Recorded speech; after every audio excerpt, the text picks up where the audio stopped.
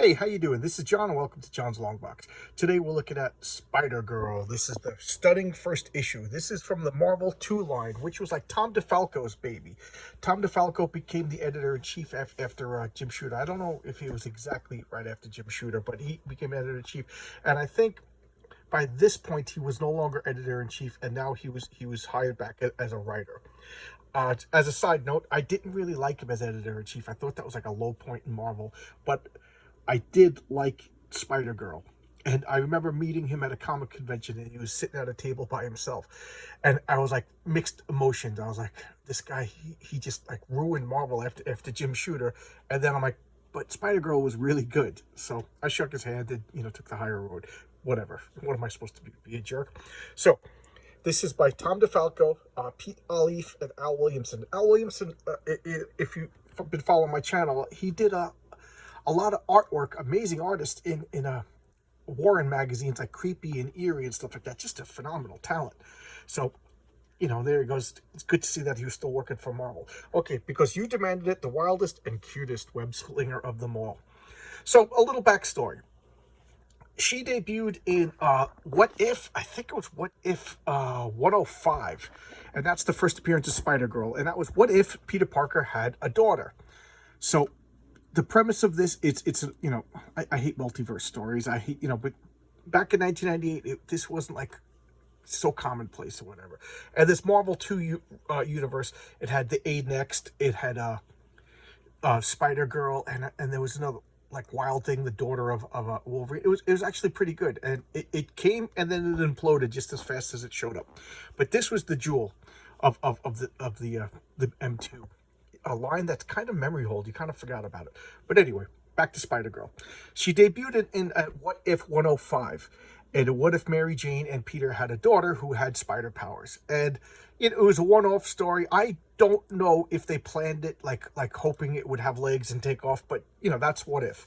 And fans wrote it. Fans really, really liked it. And Marvel, back then, they used to listen to their fans, give the fans what they want. So they made a Spider-Girl comic. And this is 1998, and the Comics Code Authority is still a thing at this point. So look at this cover. You can see that's J2, horrible name. That's the son of the Juggernaut. That's Stinger. That's Cassie Lang. That's Scott Lang's daughter. If you saw the Ant-Man movie, she grows up and becomes Stinger. And this is Speedball. He's like an adult now, and I can't tell who this is. I think this is the Juggernaut. I think like they split it for whatever reason over here. I don't know. So here she is. They're living in Aunt May's home. Obviously it's in the future, so Aunt May is no longer alive. She finally passed on, and they're living in Aunt May's old house, which is now the Parker household. So Mary Jane and Peter are married. They have a kid, and this is May Parker, named after Aunt May. And unlike Peter, she's a cool sport. Unlike Peter, she's cool and she's an athlete, and of course she inherits spider powers. Okay, so she's also on the basketball team and stuff like that. So she's having like a little moral conundrum. Can I still play basketball when I got a clear advantage over everybody else? So let's look at this. A tale starring the stunning Spider-Girl. Tom DeFalco writer, Pat Olive penciler, Al Williamson inker, Janice Chang letterer, Christine Schill colorist, Bob Harris the chief. So I'll go quick through this because this is just restating. There was a zero issue, and the zero issue is basically a reprint of What If 105. And I think What If 105 is going for a pretty penny these days. So, comic back issues are just booming. So here she is, talking about, basically she's a mutant, you know what I mean? Like her father, Peter, got the spider bite, and she inherited the powers. So she's what, like a 16-year-old college student with, daughter of Mary Jane and Peter Parker. So, there she goes. And you can see she's got the spider sense, and something's going to happen, and they're picking on this poor guy. And, of course, all the jockos are, way to go, science boy. So the twist is that she's defending the nerdy guys. You know what I mean? So, like, she's a good-looking girl who plays sports, so she's not going to be picked on or anything. That's just the way it is, And but she's got the common decency to stand up for the unfortunate nerdy kids. And I gotta say, I have a soft spot for that, because in high school I was kind of a comic book nerd. I played a lot of Dungeons and Dragons, but I was a big guy, I sprouted up young, and unfortunately, I stayed the same size. So in 7th grade, I was the same size that I am now. So my brother is a giant, and I'm not. But in 7th grade, I was a big guy, and everybody thought I was going to be huge. So I played football. So I was like a mix between a football guy and a comic book guy. And I'm embarrassed to admit that I kept the worlds separate. Like I didn't want my football teammates to know that I played Dungeons and Dragons. And the funny thing is they came over unannounced one day, and I had all my D&D paperwork out because I was the DM, and I had a bunch of comic books, something, and they're like, "Oh wow, look at this! Oh wow!" So I was in like mortal fear of being made fun of, and it turns out everybody liked it. And whatever, there you go. So back to the story. There was a kid that everybody used to pick on, and I defended him. They literally threw him in a locker. I'm not even joking. This kid had the broken glasses with the tape, the pocket, the stereotypes come out of places for a reason. And I'm not going to mention names, but he was the stereotypical nerd, and I defended him, and I took him out of the locker, and I yelled at everybody, and he followed me around for the 2 more years of high school, everywhere I went. And then when he found out, I went to a comic book convention, and he was there. He was actually running the door, taking the tickets. And he was like following me around like my shadow. So no good deed goes unpunished. Because I was, believe it or not, I was kind of a loner in high school. So anyway, she's doing what I did, defending the nerds, stuff like that. And, so I got a soft spot for this character. So, so here I am. I feel represented by Spider-Girl. She's a 16-year-old girl. I'm a 50-year-old man. And I like this character. I feel represented. Why? Because her traits, her characteristics, nothing about her skin color, nothing about her sex, nothing about her sexuality. Her behaviors represent me. So, end of rant. Okay? So, 6 minutes in, you got a good rant. So, here we go. This is Peter Parker is like a forensic crime scientist. Remember, he's brilliant. So, he got wounded and he retired, and now he's got a full 9 to 5 job with the city, fighting crime as a forensic scientist. And this is his assistant, Phil Ulrich, who's the son of the made famous reporter from Daredevil and Spider-Man. And she's going, and he's talking about, like, she went to go see her father for advice, and young Phil is there being like, "Oh yeah, Spider-Man, when he was young, he wanted to be an entertainer. He's all into Spider-Man." So he's telling all the things, and she's like, "Oh, okay," acting all interested. Meanwhile, she's very interested because she's going through the same thing. Look at these ads, 1998 ads, and here's Peter now. Peter's kind of grown up. They put some weight on him. In later issues, they throw some gray in his hair, and they put a little bit of pound on him, and you see he's walking with the cane. Oh no, that's the door. But he was walking with the cane because he had a wounded leg. But I guess these characteristics aren't showing up as of yet. So anyway, both their spider senses are going off, and there's a suspicious character watching them in the newspaper, behind the newspaper, and he's holding the newspaper upside down. I don't know if that's a misprint or whatever. So Peter's trying to get rid of May, and May's trying to, or that's not May. I forget who that's one of his people that he works with.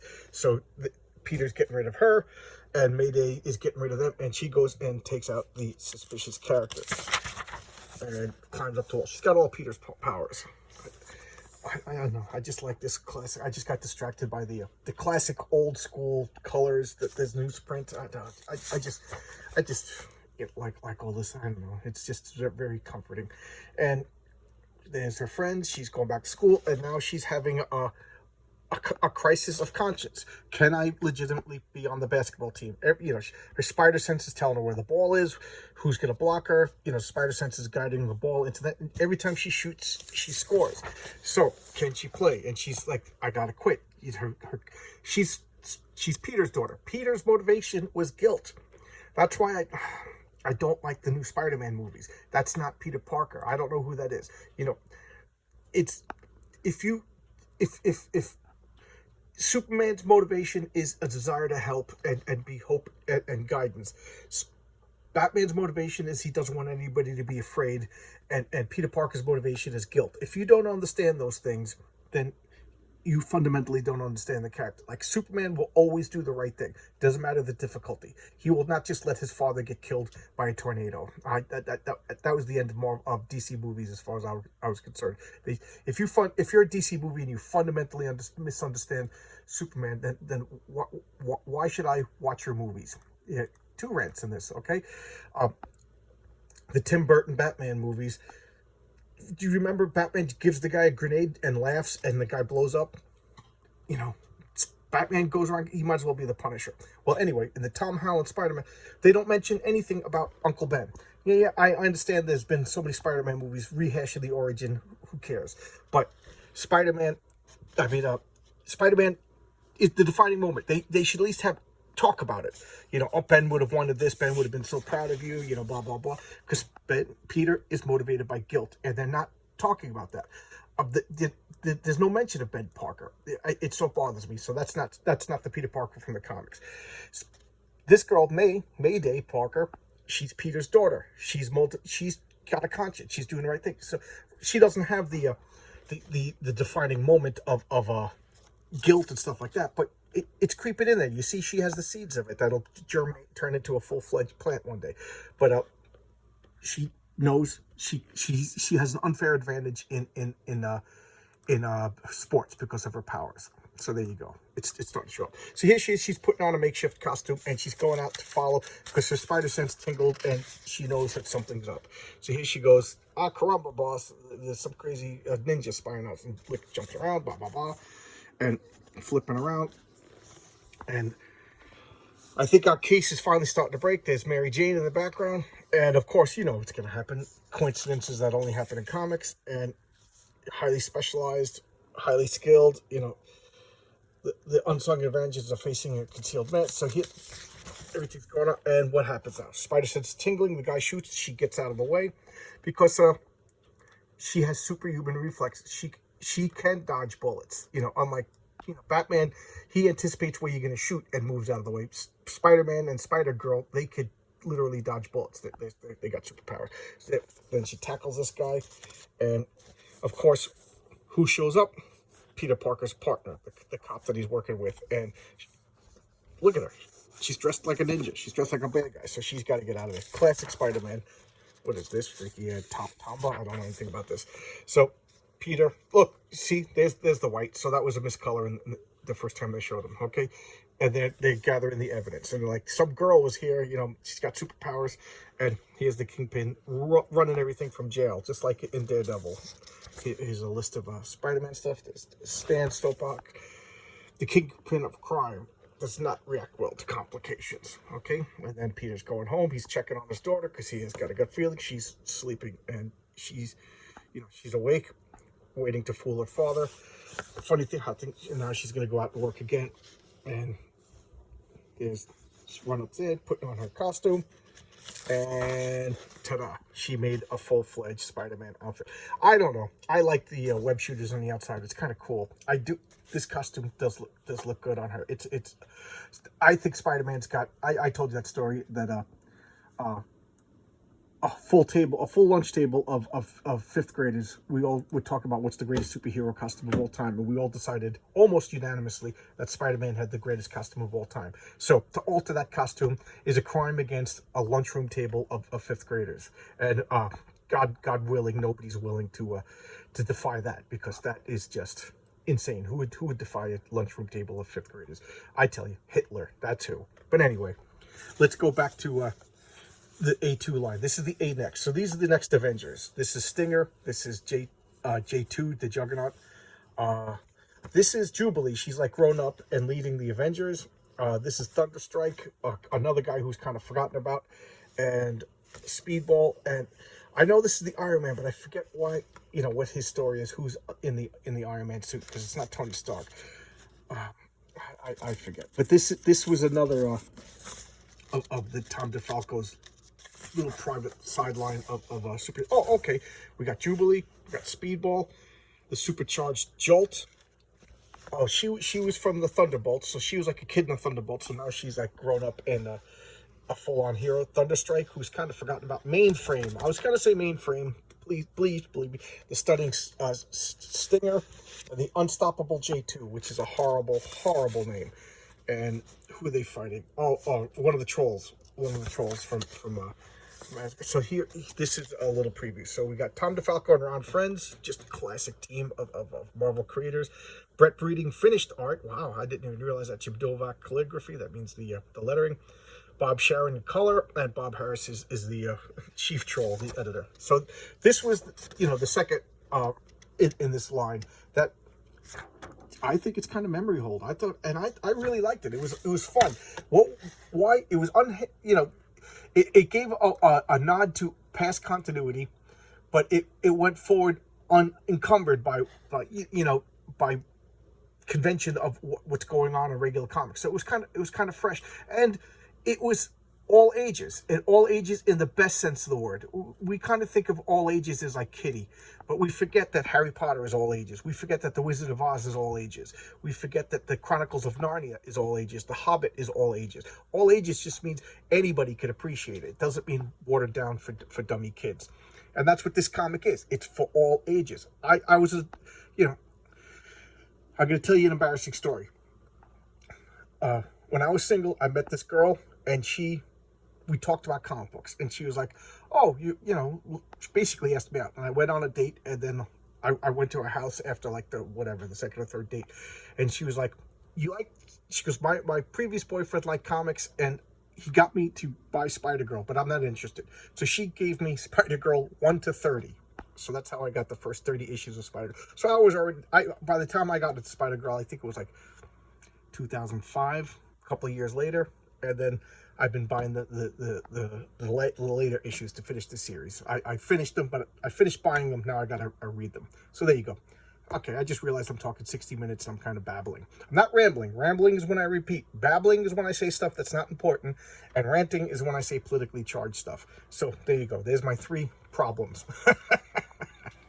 Okay, I'm going to stop here, guys. I don't know what's going on, but I'm getting a lot of viewers, and it's just so wonderful. I've noticed that a few people commented, but I don't know what they said because they're not showing up. Like I get a notification, somebody commented, and I look, and I can see that there's one comment, but it's not showing up, and it says something about community guidelines or whatever. So I don't know what you're saying. I'd like to respond to every comment. I'm still a small guy, so I could still a small channel, so I have the luxury of commenting to everybody, and I want to do that. I want to make everybody feel like welcome here and whatever. Say whatever you want. One guy had a really great suggestion about taking pictures and doing voiceovers. That sounds something I want to try out, but I got to figure out how to do it first. I'm not a boomer, but I'm Gen X, but I might as well be a boomer because I don't know what I'm doing. I'm just talking on my phone, and I bought a microphone because my sound is terrible at the beginning. But anyway, that's rambling. Okay, so now I'd like to comment. So if you do comment and I don't respond, that's why. Okay, so thanks a lot. I appreciate it. I don't know what's going on that all of a sudden I used to get like 12 views a video. Now I'm getting over 100 views. It's pretty cool. I don't know. Thanks a lot, everybody. I'll see you tomorrow with another video. My internet's getting better. It used to take 18 hours. It used to be 5 minutes. Now all of a sudden it's like 18 hours, but now it's like going back to an hour or so. So I don't know what's going on over here where I live. I got to figure it out. My wife is the computer person. I'm just a computer game, read comic books kind of person. All right, so I'll see you tomorrow. All right, bye-bye. Thanks a lot.